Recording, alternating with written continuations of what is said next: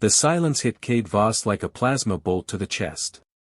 Their hideout in Calvari's Nine's underground tunnel should have hummed with Zephyr's soft singing, those haunting melodies from her homeworld that made his battle-scarred heart skip beats. Instead, overturned furniture and scorch marks on the metal walls told a story he refused to accept. Zeph. His voice echoed off empty corridors. The emergency beacon on her wrist lay crushed near the entrance, its blue light flickering like a dying star. Cade's hands shook as he activated his comm implant. Torvin, I need information. Now. The gravelly voice of his black market contact crackled through static. Heard you might be calling, boss. Bad news travels fast in the Outer Rim. Where is she? Crimson Syndicate hit your place 6 hours ago. Professional job, knew exactly what they were after.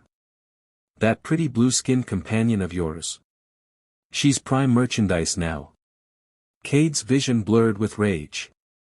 The Crimson Syndicate specialized in trafficking rare species, and Zephyr, with her pale azure skin, flowing red curls, and exotic beauty, would fetch millions on the illegal markets. He remembered their first night together, 3 months ago. She'd been shivering in the cargo bay of his ship, a refugee from the Proxima Wars. Her fingers had trembled as she traced the scars on his chest, whispering words in her native tongue that sounded like prayers. I was never meant to be free, she'd said, her violet eyes reflecting starlight through the viewport. You're free now, he'd replied, pulling her closer. I'll make sure of it. Now those words tasted like ash. Torvin, I need a ship. Fast, armed, and untraceable.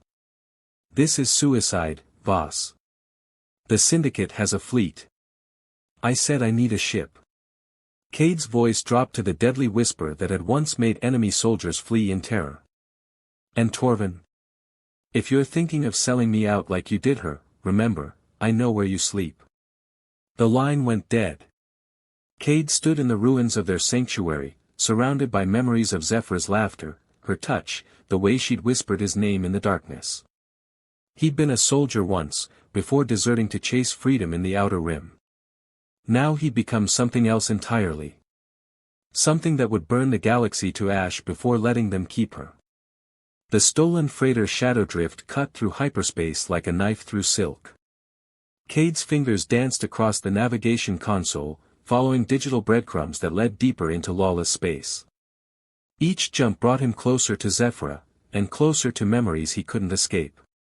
3 systems out from Calvari's 9, he'd found the first lead, a drunk slaver bragging in a cantina about the blue goddess they'd captured. 1 broken jaw later, Cade had coordinates to a supply depot on Neuraxis Prime. The depot's security was laughable.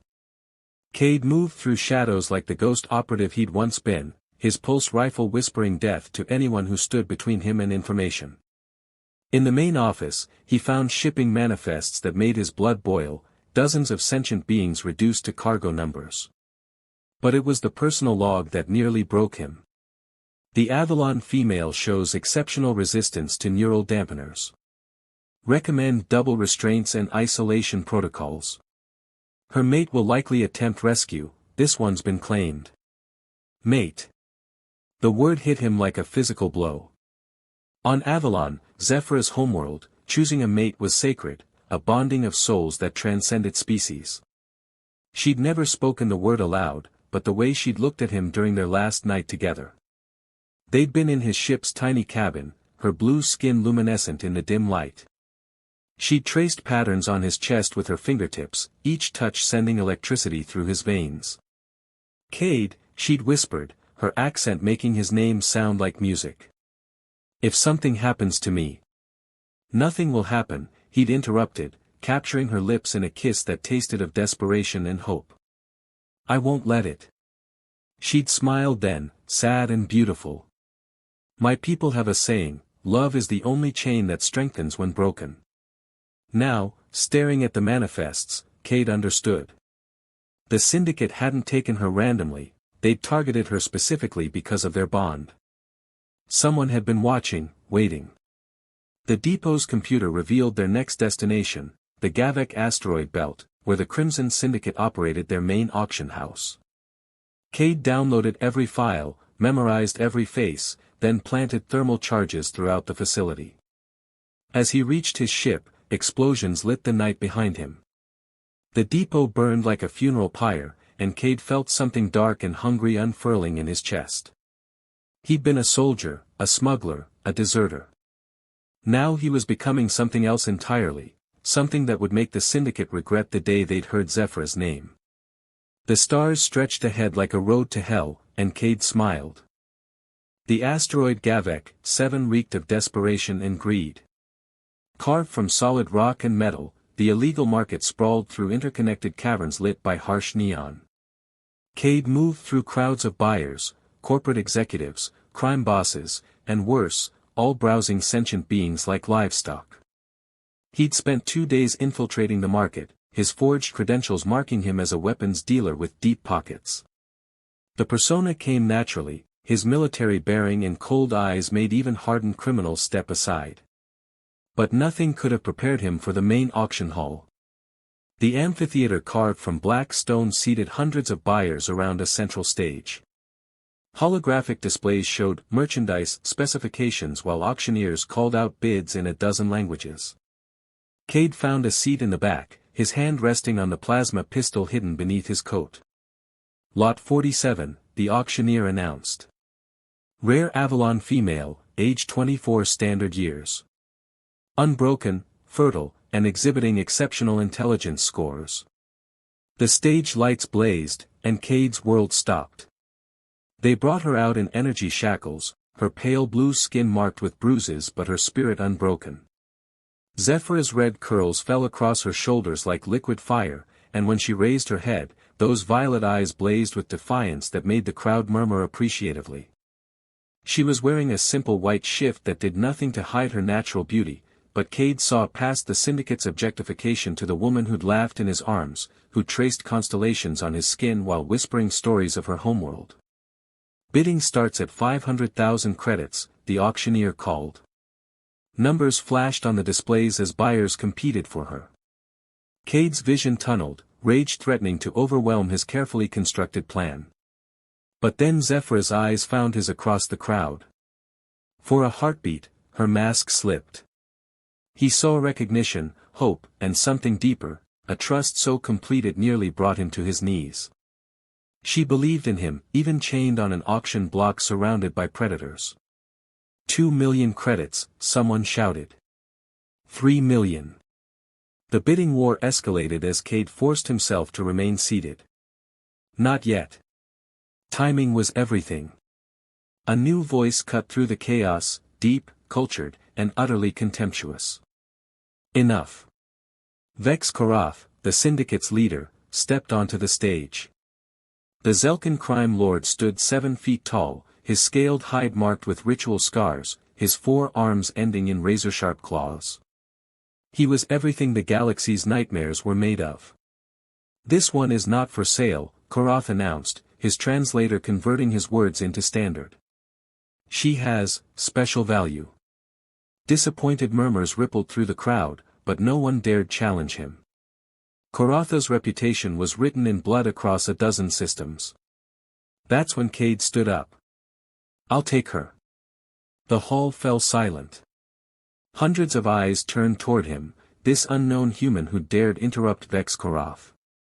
The crime lord's predatory gaze fixed on Cade, and when he smiled, it was like staring into the abyss. Ah, Korath said, his voice carrying clearly through the amphitheater. The mate arrives at last. Part 4, The Deal. Koratha's laughter echoed through the silent auction hall, a sound like breaking glass mixed with dying screams.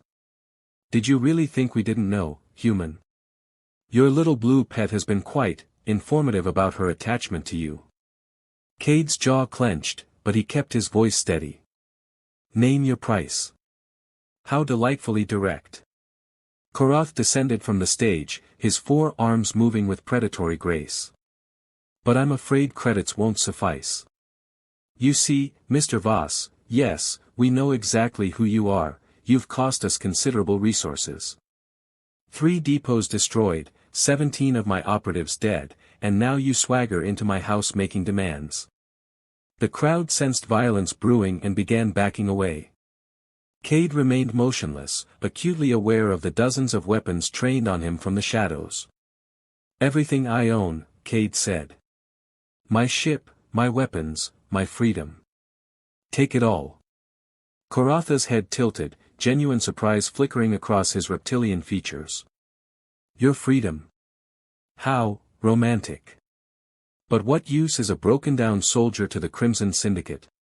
Check my service record." The crime lord's eyes narrowed. After a moment, he gestured to a subordinate who began frantically accessing databases. When the results appeared on his datapad, Karatha's expression changed. "Lieutenant Commander Cade Voss. Death's Head Battalion. 47 confirmed kills, including 3 syndicate operations. Presumed dead after the Proxima incident." He looked up, reassessing. "You're the ghost who single-handedly destroyed our entire Outer Rim network 5 years ago." "I was following orders then," Cade replied. "Now I'm following my heart." "How nauseating." But Karatha's tone held new respect. "Very well. Your ship, a modified Raven class with military-grade shields and weapons systems.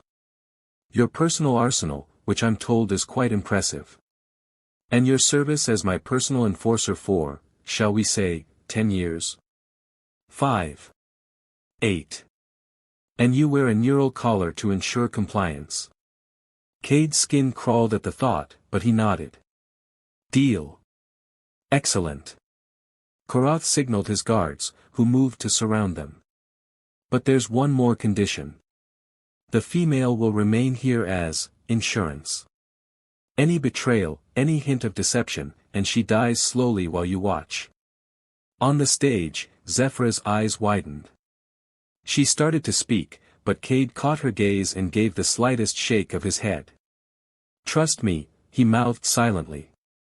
The neural collar felt like ice against his neck as they fitted it. The device would monitor his thoughts, his emotions, his very soul. But what Karath didn't know was that Cade had been fitted with experimental military neural shielding during his special operations days, shielding that would mask his true intentions. "Welcome to the Crimson Syndicate," Karath said, activating the collar. "Your first assignment begins immediately." As the guards led him away, Cade caught one last glimpse of Zephyra. She stood proud despite her chains, and in her eyes, he saw not fear but fierce determination. She knew him well enough to recognize that this wasn't surrender, it was strategy. The real battle was just beginning. 3 days as Karatha's enforcer taught Cade everything he needed to know about the Syndicate's operations. They trusted him with access codes, patrol schedules, and most importantly, the location of their central holding cells where Zephyra was imprisoned. The neural collar's constant monitoring felt like insects crawling under his skin, but his military shielding held. To Karatha's sensors, he appeared to be a broken man accepting his fate. Tonight, that illusion would shatter. Cade moved through the asteroid's maintenance tunnels, his stolen security codes opening every door. The charges he'd planted over the past 3 days were undetectable, military-grade explosives disguised as routine repairs. In 12 minutes, the synchronization signal would turn Gavek 7 into a funeral pyre. The holding cells lay deep in the asteroid's core, heavily guarded and shielded against rescue attempts. Cade's modified pulse rifle whispered death to the sentries, their bodies dropping silently in the dim corridors. He found her in the maximum security wing, suspended in an energy cage that hummed with lethal voltage. Zephyra hung unconscious, her blue skin pale from exhaustion, but her breathing was steady. "Zeph," he whispered, disabling the cage's power feed. "Time to go." Her violet eyes fluttered open, focusing on his face with effort. "Cade?" "But the collar." "Parlor tricks." He caught her as she collapsed, her body weak from days of captivity. "I'm getting you out of here." She managed a weak smile. "I knew you'd come. Even when they said you'd abandoned me, I knew." "Never." He pressed his lips to her forehead, tasting salt and fear and the indefinable essence that was purely her. I'd burn the galaxy down first. Alarms began blaring throughout the facility. Cade's 10-minute timer had run out early, someone had discovered the bodies. He swept Zephyra into his arms, her weight familiar and precious against his chest. "Can you run?" he asked. "For you. Always." They moved through corridors filling with smoke and chaos. The charges were detonating in sequence, each explosion weakening the asteroid's structural integrity. Panicked criminals fled past them, more concerned with escape than two fugitives. But Korath wasn't panicking. The crime lord appeared at the intersection ahead, his 4 arms wielding energy weapons that could cut through hull plating. "Did you really think you could fool me forever?" he snarled, his translator crackling with static from the nearby explosions. "That collar monitored everything, except what you weren't thinking about." "Smart," Cade admitted, setting Zephyra gently aside. "But not smart enough." The neural collar around his neck sparked and died, its circuits fried by the EMP charge he'd built into his fake compliance. Koratha's eyes widened as he realized the truth: Cade Voss had never been broken. He'd been hunting. The firefight lasted 30 seconds. When it ended, Korath lay dead in a pool of his own blood, and Cade was lifting Zephyra again, carrying her toward the docking bay where a stolen transport waited. They barely made it clear of the asteroid before the final charges detonated. Gavek 7 became an expanding sphere of superheated gas and debris, taking the Crimson Syndicate's leadership with it. In the transport's tiny crew quarters, Cade finally allowed himself to believe they were safe. Zephyra lay in his arms, her body warm and real and alive against his. The adrenaline was fading, replaced by something deeper and more powerful. "I thought I'd lost you," he whispered, his voice breaking. "Never," she replied, her hands tracing the scars on his chest where the neural collar had burned him. "My people have a saying, love is the only chain that strengthens when broken. I remember." He captured her lips in a kiss that tasted of freedom and fire. "What does it mean?" "It means," she said, pressing closer until there was no space between them, "that what we have can't be bought, sold, or stolen. It can only grow stronger." Their lovemaking was desperate and tender, a celebration of survival and a promise of forever. In the darkness between stars, they found each other again, not as captor and captive, not as soldier and refugee, but as two souls who had chosen each other across the vast emptiness of space.